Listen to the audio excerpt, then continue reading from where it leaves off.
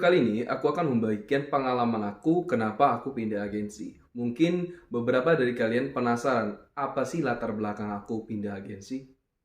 Sebelum ke topik utama, aku ingin memberitahu bahwasanya sudah umum berpindah-pindah agensi di Polandia.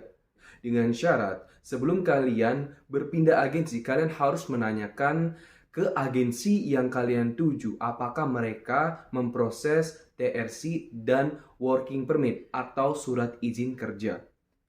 Berpindah agensi bisa disebabkan oleh berbagai macam alasan. Contohnya, jam kerja yang tidak sesuai, tempat kerja yang tidak sesuai, serta upah per jam yang tidak sesuai dengan kontrak kerja. Mari kita bahas ke topik utama atau pengalaman aku pribadi pindah agensi.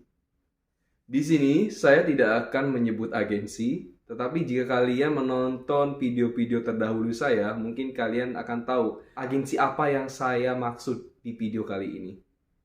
Alasan yang pertama adalah gaji neto atau gaji bersih yang selalu berubah-ubah tiap bulannya. Sebelumnya, jika kalian melihat video tentang gaji Polandia tahun 2022 yang saya buat, kalian pasti mengetahui berapa gaji per jam aku.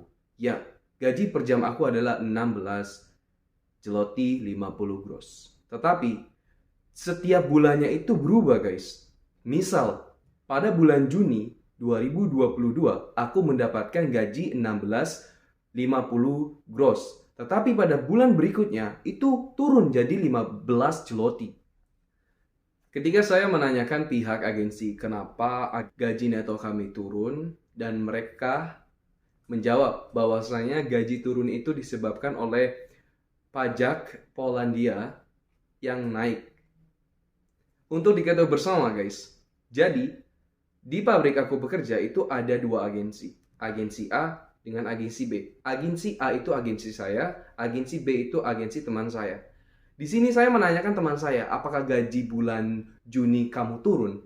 Dia menjawab tidak. Kalau kenaikan pajak di bulan Juni itu naik, otomatis bukan hanya agensi saya doang, agensi A, tapi agensi B, teman saya juga harusnya naik juga. Aneh, ini adalah alasan aku pindah agensi. Alasan pertama.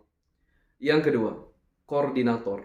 Koordinator atau orang yang menjaga kami ketika kami bekerja di Polandia.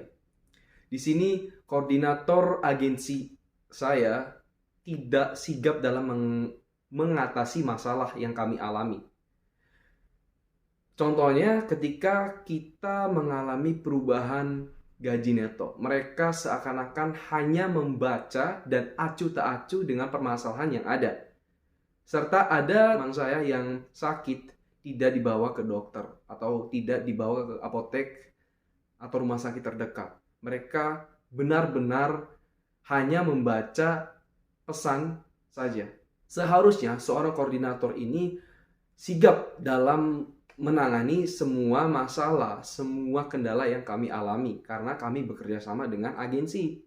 Yang ketiga, tanggungan gaji yang terlalu lama. Selain gaji yang turun setiap bulannya, kami juga selama bekerja sama dengan agensi ini, tanggungan kami terlalu lama. Pernah sekali saya mengusulkan agar gaji keluar lebih awal seperti agensi-agensi lain yang berada di Polandia. Tetapi agensi menolak dan tetap membayarkan gaji kami pada tanggal 25. Yang keempat, gaji yang sering telat. Selain gaji neto atau gaji bersih yang turun serta tanggungan yang lama, agensi ini juga sering telat dalam menggaji atau mengupah pekerjanya dari tanggal yang sudah ditentukan. Ada beberapa teman saya mendapatkan gaji lebih dari tanggal 25. Alasan kelima, alasan terakhir. Agensi ini sama sekali tidak menerima saran dan kritikan.